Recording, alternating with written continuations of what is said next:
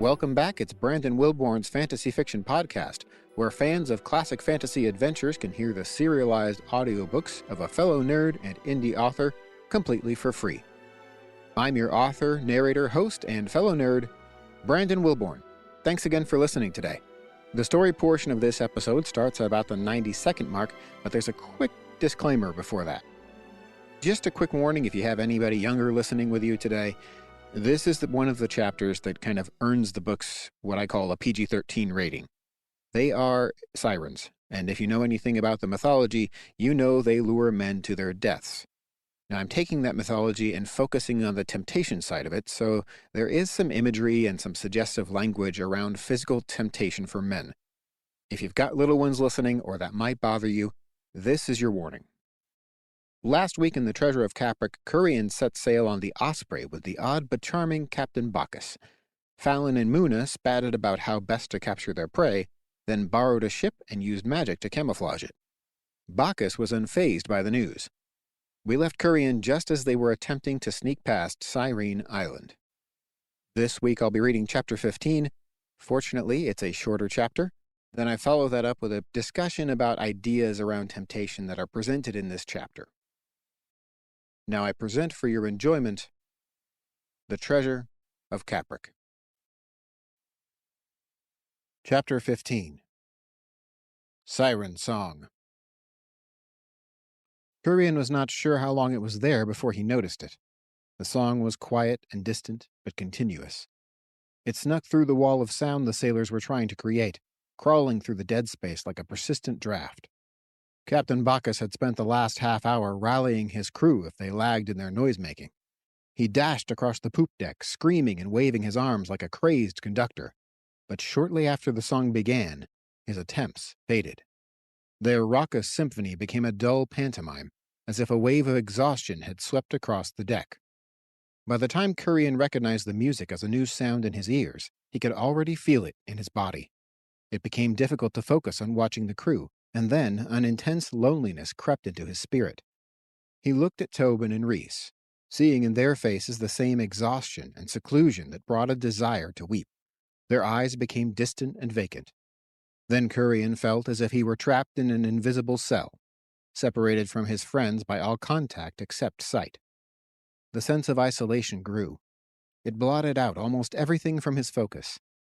He was dimly aware of noise and movement nearby, but those things had nothing to do with him. His solitude turned slowly to despair. He understood now that the burden of their journey rested solely on him, and he could not see how he would ever find the King of the Caves, let alone how he could retrieve the treasure. The others would soon fall away, and it was the height of folly to expect that he could confront Evasius alone. He was not a man.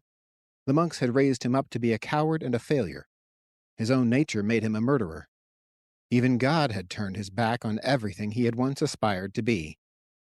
Now Curian was alone, with no escape from his prison. Sobs broke from deep in his chest as the responsibility weighed on him. As his eyes observed the men moving all around him, all ignoring each other, it occurred to him that these feelings might be a result of the siren's cry. He tried to resist it, thinking that making his own noise might help him. He began screaming, letting out any sound that would come from his throat. Tobin fell to his knees and began to pray in a loud voice. Rhys fell next to Tobin, but ranted and tore his clothes. Curian could not hear their words over the song. The desperate loneliness grew into a physical craving deep in his gut. He wanted companionship. He needed it like food or water or air. Looking at his friends and the men aboard the Osprey, he realized that the company of men could never fulfill his need. This was a deeper hunger, something he had only caught hints of in the middle of the night. Dim, half-remembered dreams had been his only taste. Shame followed every sampling. It was something forbidden to the monks, something he had renounced with his oaths, but it still tempted him. Perhaps refusing to be ordained freed him from that restriction. The physical need moved down from his gut to his groin and spread up into his chest, so that his entire torso crawled with an irrelievable itch. His body felt as if it might implode or explode at the same time. He thought he might die if he did not find relief. In his mind, the faces of all the women he had ever known began to shuffle before him unbidden. Perhaps somewhere in them he could find the one who could satisfy his desire, and he could give up this foolish quest and go to her. First, his mother from long ago, then Mrs. Williams next door when he was a boy, the old women who lived in Appaford, or the slightly younger ones he had seen at the well. Then the few he had glimpsed at Pallingham and down Rivertown, even the witch at Finn. None of them could ever be enough. Finally, Louise appeared in his mind. She lingered longer than the others did. He could see the eyes he had thought were dangerous and the dark, wavy hair that tangled so easily. He saw her fair skin and her knowing smile, but as beautiful as he could now admit she was, he knew that even she was not enough. She could never satisfy such a hunger. And she was dead. He could not go to her. Only the melody flowing in his ears could promise relief and pleasure enough.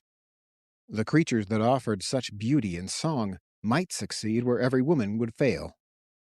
On the main deck, two sailors bumped into each other and started to grapple. The scuffle distracted him briefly from his thoughts and showed him his danger.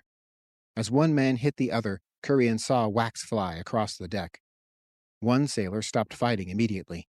For a moment he stood stunned, and then he cleared the other ear, dashed toward the railing, and dove into the sea. The sight weakened the spell, and Curien shoved the wax deeper into his ears. It offered mild relief of his feelings, and he believed he could keep himself under control. At the same time, he envied the man. Other sailors looked over the railing and then to the island. Two more splashed into the bay, and more were about to follow when their fellows restrained them and tied them to the mast. The effort reduced the level of noise considerably. "So wondrous," Dilly said in the lull. He sighed deeply. "Hearing that hymn, I feel as though I have never been with a woman. Not a real woman. They have all been girls. No, puppets. Imitations. They were merely the dolls girls play with. And I have only been a boy playing at being a man." Another man flew into the water, and Dilly watched him as he swam away from the boat. A dull horror crept into Curien's mind as he watched Captain Bacchus pull the spyglass from his coat. He stood as still as the man who first went overboard, and slowly raised it to his eye. The gasp that escaped his lips expressed all the longing in Curien's own heart. "I have never looked on beauty, and my heart has never stirred," said the captain, "until now. What dreams they offer! What secret delicacies!" Curien wanted more than ever to look at the beach himself. He crossed behind the wheel and stood beside the captain to look at his face. He saw his own desire reflected there, with the promise of fulfillment. "Mr. Darling," Captain Dilly cried, "hard to port! We will have sweet water tonight." Jack Darling stood as stoically as before, staring straight ahead. When his order was not followed immediately, Captain Bacchus turned to look at his first mate, then stepped toward the railing and vaulted lightly over it. Curien watched him with a mixture of envy and shock. The splash threw water against his face. The cold, salty drops felt good, as if they were a foretaste of what lay beyond. His gaze rose slowly, from the railing where Captain Bacchus's hand had lighted for a moment, to the water, and then to the island. They were now almost directly beside the point with the beach, and being closer he could make out several figures there. It was still distant, and he squinted to see more clearly. When his eyes refocused, he saw that there were women, and the smoothness of the forms convinced him that they were nude. Even from so far, he knew they were the most striking creatures he would ever gaze upon. And suddenly the song regained force and overwhelmed everything on the ship. What had been simply harmonious voices in the distance took on words. Though he did not know the language, the message felt familiar and heavy with promises of consolation and delight. The memories of his dark dreams glowed suddenly with a harsh light that revealed every detail. These distant figures were the ones in his dreams, and now he thought he could see their faces in his memories. Each face he remembered was more beautiful than the last. Some were almost familiar, the perfected form of some beauty he had seen. Others were exotic and new, with features like a goddess. They repeated the dreams in his mind and filled it with acts he had never imagined. The available pleasures came so quickly in sequence that he almost felt they happened to him simultaneously. The experience overcame his will. His shame burned away in the harsh light of realization. The greedy craving in his body filled the void. Dreams were not necessary. Now he could enjoy them in person and never be alone. Why resist something so alluring? The figures on the shore danced together and waved their arms, beckoning him to join them. He found himself stepping forward. But now somebody was blocking his way. He tried to push forward and was shoved back. It was the small, hooded man who had carried the captain aboard. Kurian stepped forward more forcefully. The little man pushed on his chest, trying to stop him, but could only slow him down. He strode forward until he backed the other man against the railing. He pushed him aside and grabbed the rail, and then felt arms around his waist pulling him back. "Tobin! Rhys!" said a voice. "Help me!" Kurian thought the voice was familiar, but he couldn't remember where he had heard it. He pulled more forcefully at the railing, gaining a few inches to dive into the bay. Other hands grabbed his shoulders and arms. His fingers were ripped from the rail, and he was dragged away and thrown to the deck. He tried to get up, but somebody knocked him back down. The sweet music became more urgent. He had to break free and reach the figures on the beach. They begged him to join them soon. Somewhere in his mind, he knew that he could fight as attackers, but he could not remember how. The music made it hard to focus and remember, so he just pushed and moved instinctually. He flailed and was free for a moment. Again, somebody stopped him and threw him back. This time a weight was on his chest, and he could not move his arms. He heaved his body to get free, but the hooded man was sitting on his chest. Somebody else held his arms outstretched. Then the man slapped him in the face. "Kurian," he said, and slapped him again. Kurian recognized that name, and the voice was familiar, but still he could not place it. Then the man pulled back the hood, and he saw the face of a ghost.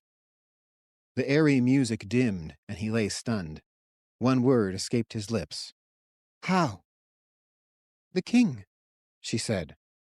Then Louise smiled, and the urging of the song lost its force. It became something he could willfully reject. Tobin and Rhys released his arms and helped him to his feet. The struggle to restrain him seemed to have helped them get their feelings under control as well. "I never expected you would be the one saving me," he said to her. "Did you hope it would be the other way around?" She spread the sarcasm thickly. "Sorry to disappoint you."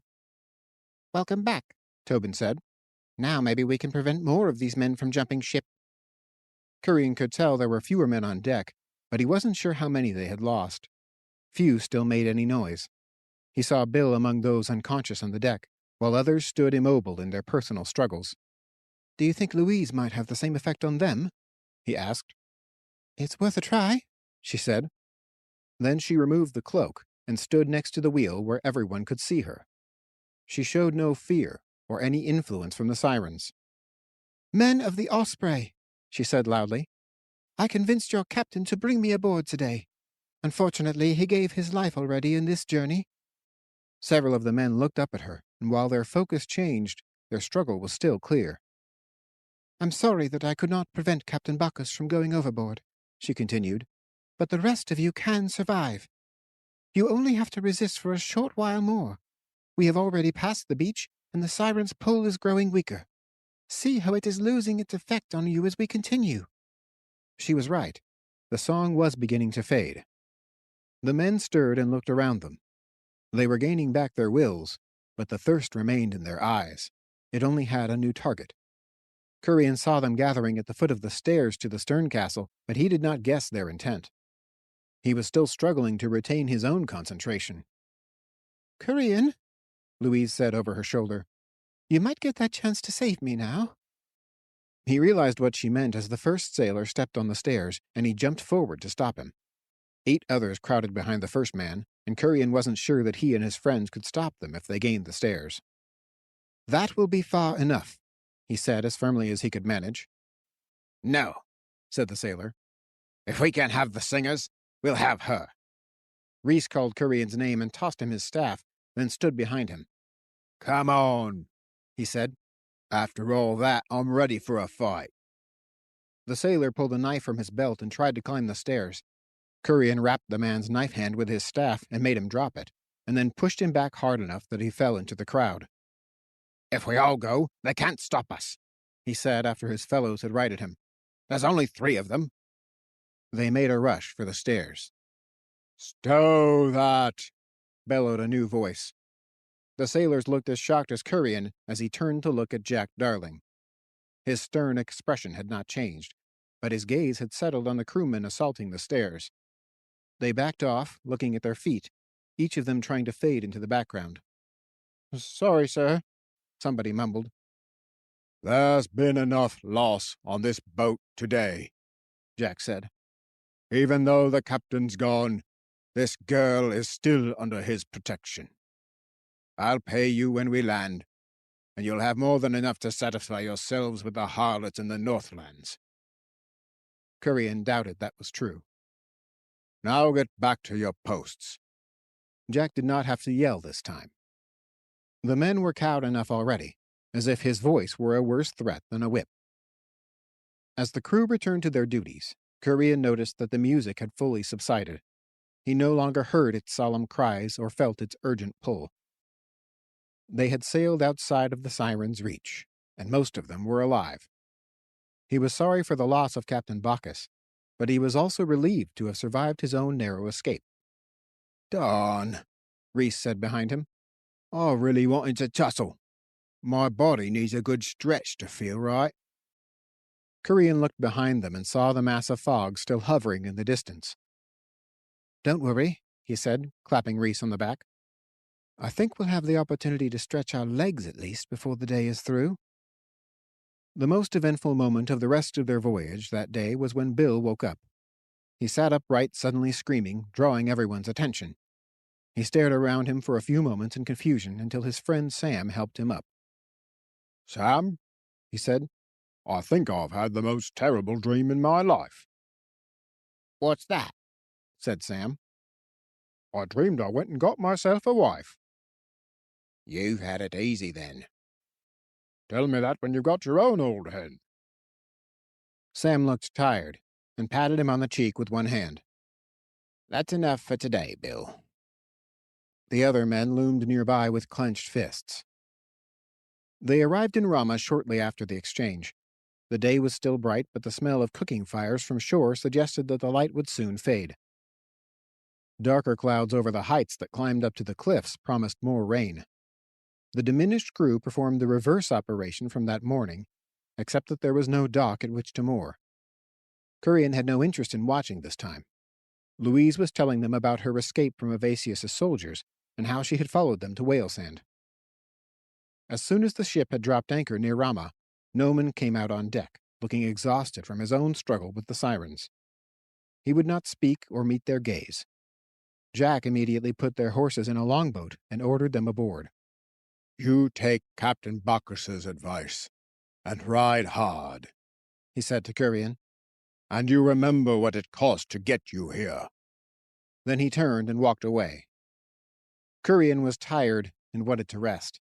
He was certain his friends felt the same way, but there would be no rest in Rama. They would only pass through. Louise told them they had to climb aboard another boat to cross Lake Hasselmere before nightfall and hide in the wilderness from Fallon. Curian had some hope again because Louise had returned. Through death and distance, the King of the Caves had sent their guide. Although he did not know the man's motives, he believed Louise's story that he wanted to see them, and he trusted his notion that the man would not go to so much trouble if he intended them immediate harm. He might not be a friend, but at least the threat had winnowed down to Evasius and Fallon. So far they had been fortunate enough to stay ahead of them.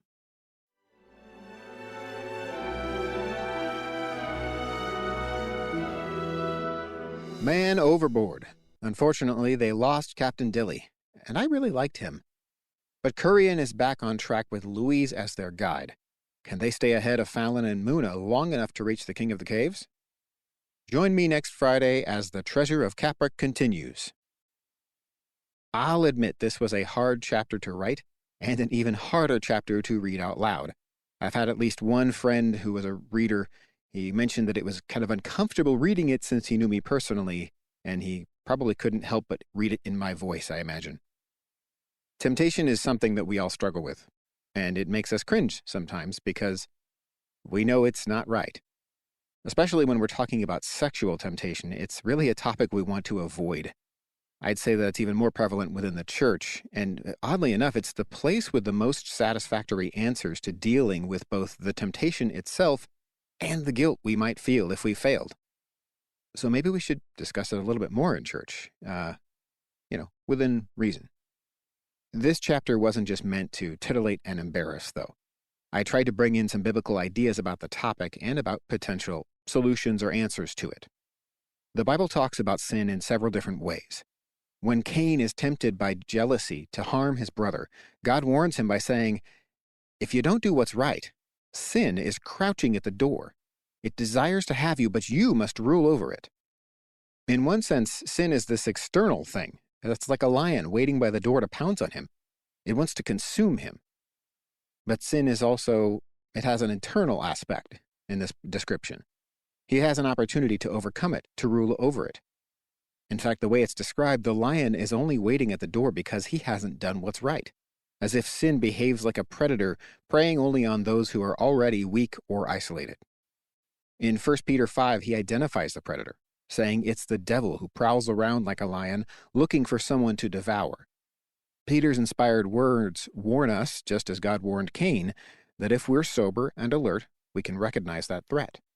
And like Cain's opportunity to overcome it, Peter instructs Christians to resist him, that is the devil, through a firm faith. James also presents this double-sided aspect of temptation and sin. In chapter 4, he agrees with Peter that we should submit to God and resist the devil with the encouragement that if we do both, the devil will flee. Because when we've submitted to God, that's who the devil can't stand against. It's not our power, it's his. But in the beginning of James's letter, he focuses more on the internal aspect of temptation and sin, saying, "Each person is tempted when they are dragged away by their own evil desire and enticed. Then after that desire has conceived, it gives birth to sin, and sin, when it is full grown, gives birth to death." That's James 1:14 and 15. With Kurian, there's definitely an external stimulus that's rousing temptation. It's the sirens. They are temptation incarnate, at least for men. Now, I focused on the sexual temptation of men because it's something our American culture has both decried and capitalized on. And because I'm a man, I feel like I can speak better to that. Case in point, you can't go grocery shopping without seeing images of women presented in some alluring way. Whether it's ads or packaging or magazines at the checkout, it's just there around you all the time. I remember being a little kid being embarrassed as I would walk past the women's underwear section with my mom at a department store. And then in 3rd grade, I was first exposed to pornography because some genius left a magazine at the school bus stop. After that, passing the women's underwear section began to feel like braving the strait past Siren Island. At first, that magazine just kind of aroused some curiosity as a kid, but it very quickly became a temptation and a trap that I struggled with for years. And according to the studies, the vast majority of men struggle with it now, even within the church. Even among pastors, a huge number of them struggle with that issue. And now we have the internet, which contributes to that struggle. But it's a place where men get to wage that war, their own personal battle against temptation, all by themselves, just like the men on the Osprey. And traps are everywhere. Even if you never search for anything resembling pornography, the algorithms know we're men. And many advertisers try to take advantage of that fact by throwing ads at you that feature beautiful women. And it isn't just social media. Almost any news website I click on, doesn't matter which side of the aisle, doesn't matter whether it's local or national or international, pretty much all those websites feature clickbait with pictures of women who either have ridiculous anatomy or it's close-ups of overstuffed bikinis that look like they're undergoing a structural stress test. And that's on news websites. The algorithm really doesn't care that I'm in a happily committed marriage with 2 kids. When I talked to my wife about this, she was actually surprised. She doesn't get ads like that. When she browses the internet, she gets stuff about travel, culture, kids, and beauty, and other things she's actually searched on. Now, I get those ads too, but only at about half the rate that she does. Sometimes even more surprising, in many of these ads that are targeting me, the women are even the product. It's either through a dating app or an international bride scheme, or now, through the magic of technology, an AI companion that will do anything you please without the risk of an actual relationship that might mean you have to give something or have some give and take, or you have to be concerned about somebody else's emotional well-being. Of course, in reality, that's always been the pitch of commoditizing sexuality through pornography. Get the girl without any effort. Of course, that's not entirely new. You could say the same thing about the personification of folly in Proverbs 9, or the personification of the adulteress in other parts of Proverbs. Even in this chapter, Bacchus makes a veiled reference to chapter 9 of Proverbs with the sweet water comment, if you want to check that out. The whole idea being that sin done in secret is something you can get away with, and the internet very much facilitates that. And the sin being something you can get without any effort or any risk to yourself, it's kind of the pitch of a lot of sin. Have the thing you want without any consequence. Have the thing you want without any struggle. It ends up making you weaker the more you give into it. The point of all this is to say that for many men, daily life isn't too far apart from the sailing past the sirens that Curian experienced. I'd surmise that, it's possible that was even the point of the story of Odysseus facing the sirens. We're just bombarded with temptation and conflicting messages about how to respond. Even if we're a single guy, it's spiritually and emotionally damaging to give in to that temptation. But our culture wants to deny that. Fortunately, God promises that if we're Christians, we can resist. Giving even more beautiful encouragement, he says this in 1 Corinthians 10:13. No temptation has overtaken you, except what is common to mankind. And God is faithful. He will not let you be tempted beyond what you can bear. But when you are tempted, he will also provide a way out so that you can endure it.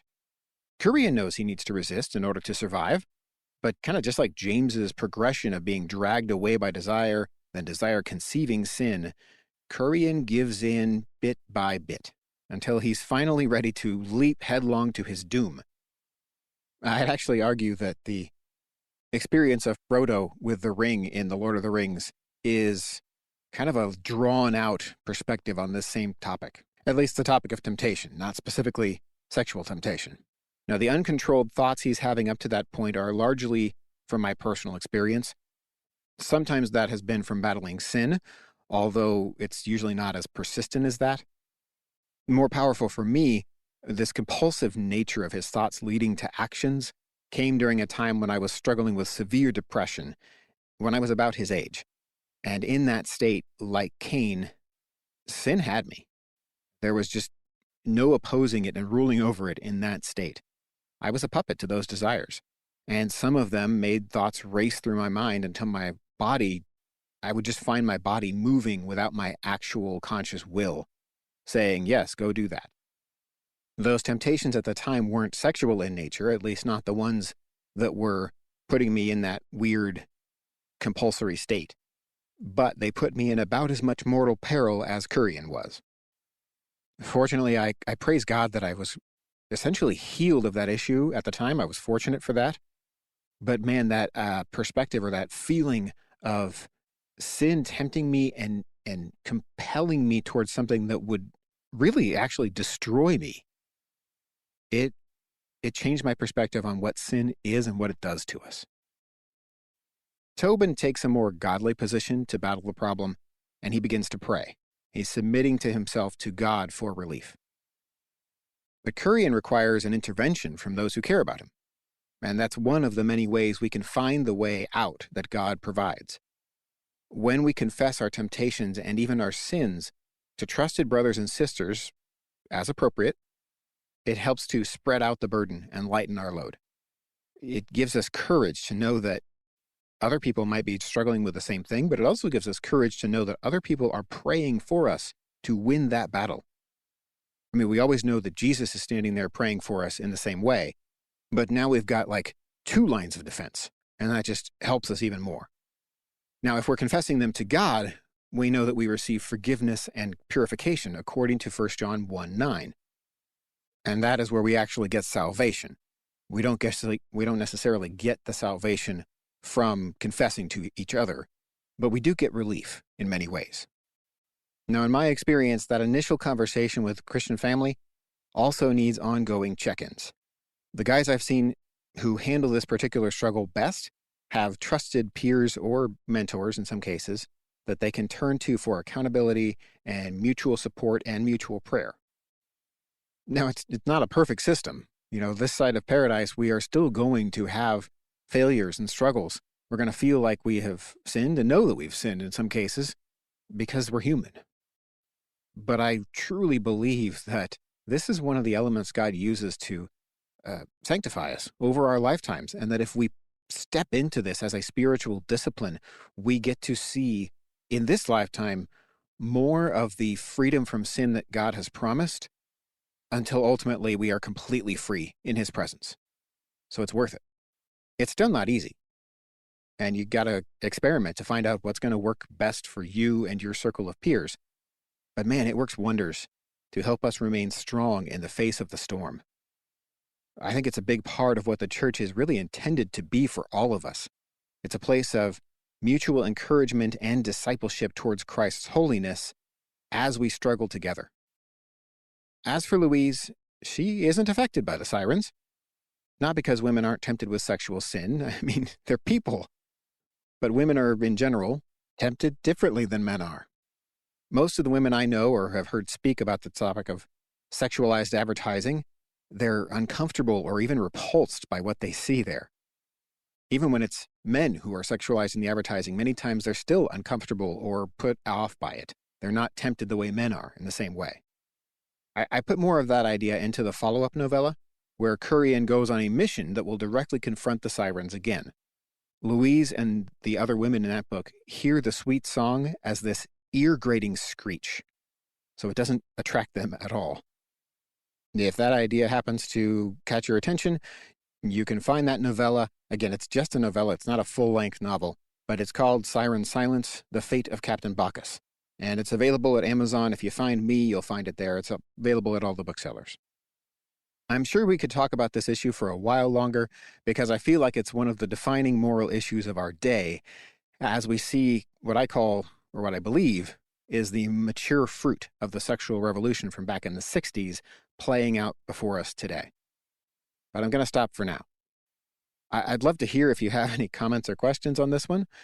If you want to, you can send me a message or you can leave me a voicemail on my website at brandonwilborn.com/contact. Thanks again for listening to the show. I hope you don't cancel me after this, but if you're enjoying it, I would really appreciate a 5-star rating and review if those are options in your app. And then share the show with your favorite fellowship of fantasy fans. That's all for this week. Until next time, Godspeed. The Treasure of Capric is also available in print and ebook formats from all major booksellers. Find a link to your favorite retailer in the show description or go to brandonwilborn.com. That's brand on, not brand off, and Wilborn is as simple as you can make it. Wilborn. This has been The Treasure of Capric, Book 1 of The King of the Caves, written and narrated by Brandon M. Wilborn. Copyright Brandon M. Wilborn.